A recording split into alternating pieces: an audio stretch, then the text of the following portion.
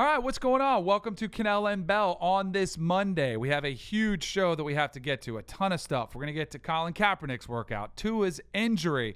We got to get to Lamar Jackson, who continues to just tear apart the NFL, and Myles Garrett. We still haven't got to talk about it because we were off last Friday, so I want to hit on that too. I can't wait to get your thoughts on that one as well.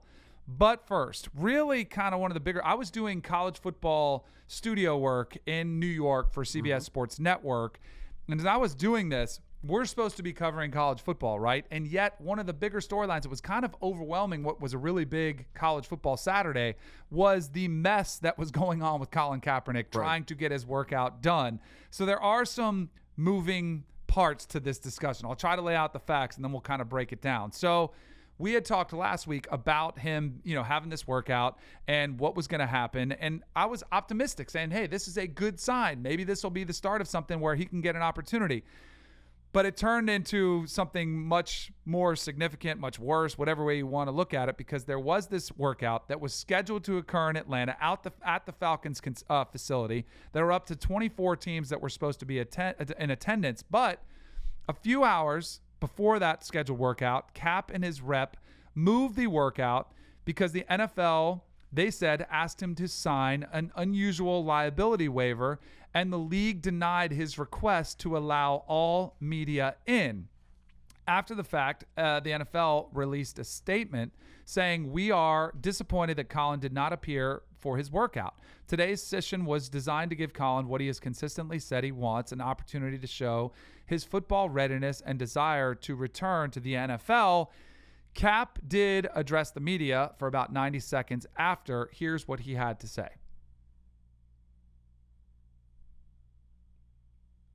It's important that y'all are here. Y'all been attacked for the last 3 years.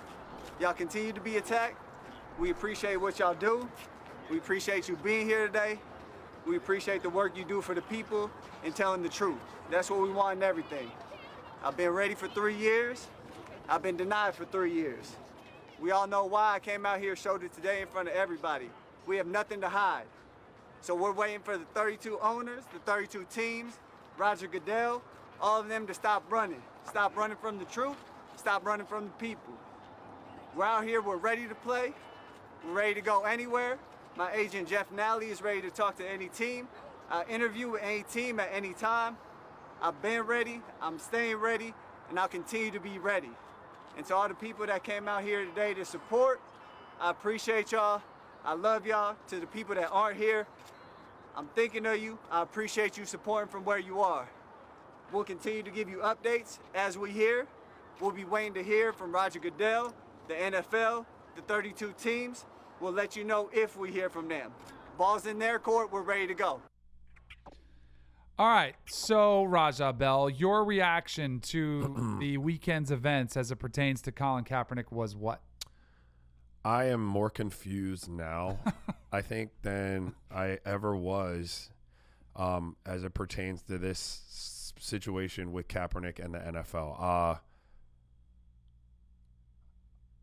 I said last week that when the NFL came out, and I've heard people say they didn't have to do this, like, they're showing, extending an olive branch that they don't necessarily have to do, and, he should be grateful. Look, the NFL did it, but they didn't do it in any way that was going to really help Colin Kaepernick. They hamstrung him the whole way through the process, right? By telling him, on a Tuesday that he was working out Saturday, couldn't tell him who his receivers were. For a lot of reasons, they didn't make it what could have been a successful workout for Cap. So I want to say that up front. I go out to all of these camps and stuff. Like, I take opportunities to go out. It's my way of giving back.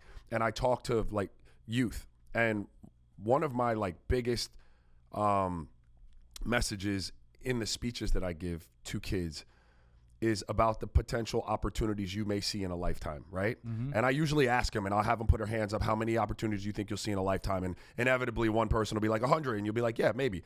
Somebody else will be like 1, and you'll be like, yeah. But that's the point, right? You never know how many opportunities you're going to get in a lifetime. So when you get the opportunities, you must take them and try to take full advantage of that opportunity, because you never know when it's going to come back around again. So to Colin, whether you were hamstrung and it was done disingenuously or what have you, it was an opportunity. If in fact you really do want to play football, This was an opportunity. There were going to be 24 people from various organizations there to watch you throw the ball. I personally would not let a waiver deter me from going out there. If I really wanted to play and I hadn't been given an opportunity in 3 years, a waiver would not have stopped me from getting on that field and showing off whatever I had in my tank. And so then, I'm like, okay, the waiver is an issue. Let's say you guys are just more legally buttoned up than I am because you don't trust the NFL. Okay, that's fine. To flip it, take it, to a venue 60 miles away, do it in front of, 8 coaches, and then to come out after it and have that type of message, that doesn't really give me a lot of faith that you want to play football. Because you have to know that a league that didn't trust you enough to not have you in it for the last 3 years, when you go out there and you have a press conference post like debacle like that, and it's challenging every single owner in the NFL and the commissioner, you have to know. If you don't, you're not as bright as you think you are. You have to know that that is not furthering the conversation about you playing in the NFL again. It's only distancing that from a possibility more so than it's already been, right? So I'm left as like, I have no idea what's going on here. I guess generally, I was left this weekend feeling like maybe, just maybe, and I've never really sided with this sentiment, Colin Kaepernick might not really want to play football. Like, that's kind of where I sat. Like, either that or he's got some real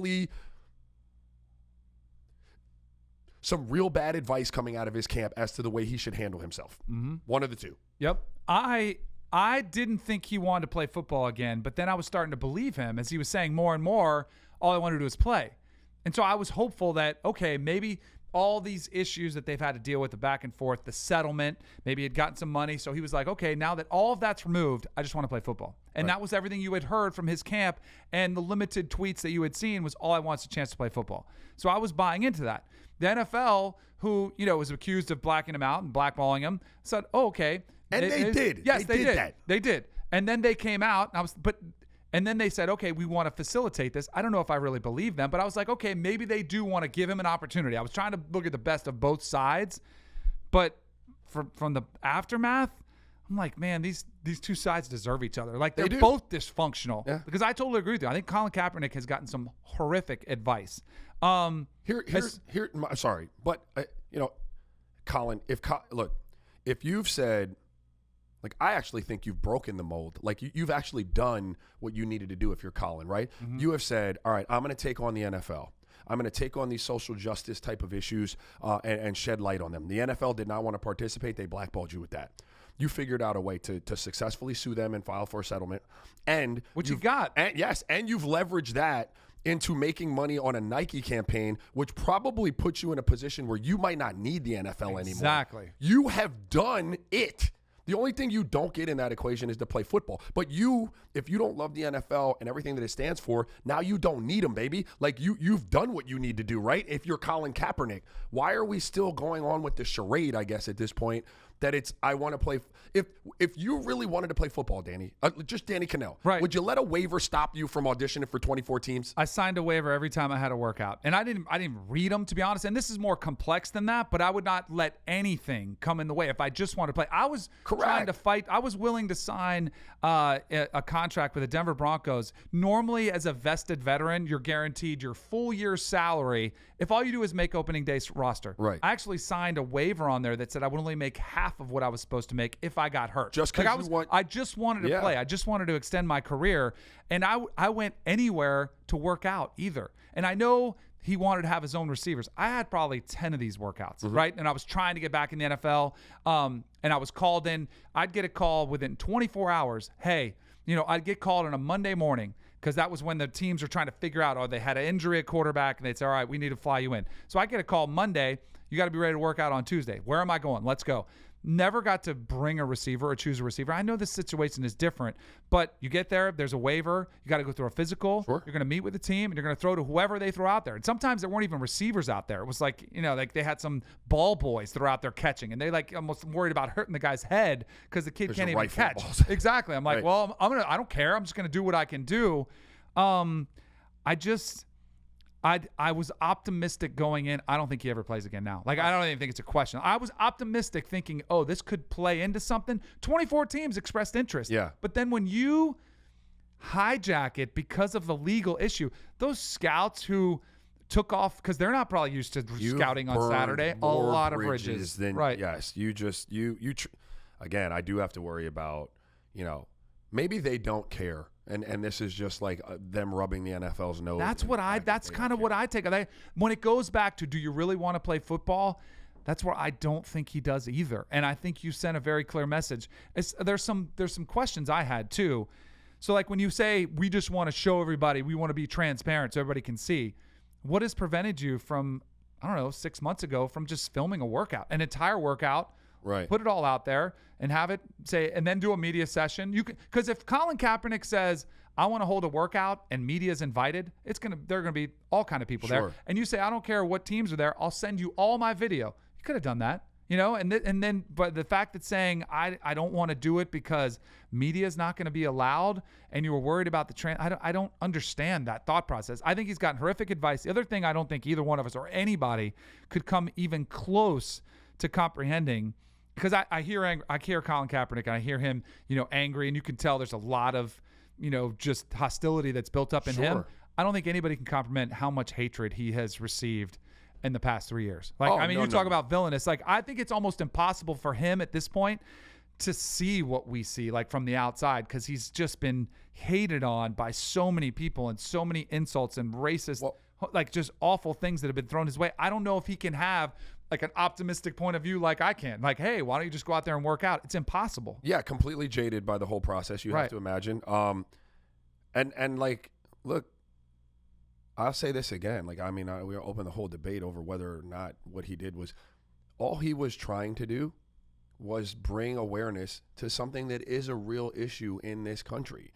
Some people can't see it for what it is because you don't walk in those shoes every day. But it is a very real thing to some of us in this country. And that was all that he was trying to do there. He had consulted with Army and veterans and people who were in the military. I have people in my family that are in the military that supported what he was doing because they saw the value in it. So that he was painted as such a villain and just this terrible human being was a terrible, tragic thing to begin with. And I imagine that he is completely jaded and trusts no one throughout this whole process. And I don't hold like any ill will or grudge towards him for that. I'm simply saying that if you really wanted to play football, and it just boils down to this, like all of that is noise.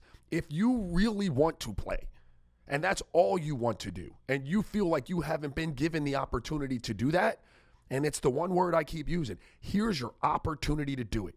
Is a waiver going to stop you from taking the opportunity?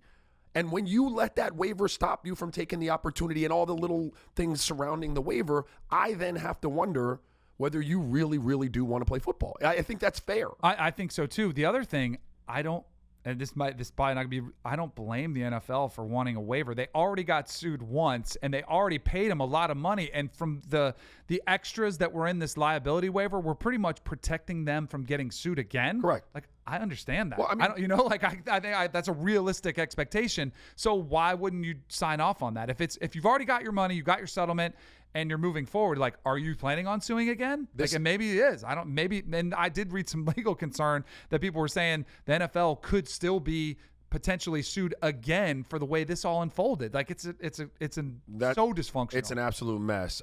And the other. I mean, look, sometimes it's hard. Like I've been a person at times in my life that had authority issues. Mm-hmm. Like sometimes, sometimes I'm in a better mood and sometimes I'm not. And sometimes I don't like to just fall in line with, because you tell me I got to fall in line. But if you want something and you and someone else holds that your ability to do that in their hands, then you must fall in line. Right. Like you have to, because you don't hold your own fate in your hands as that is concerned.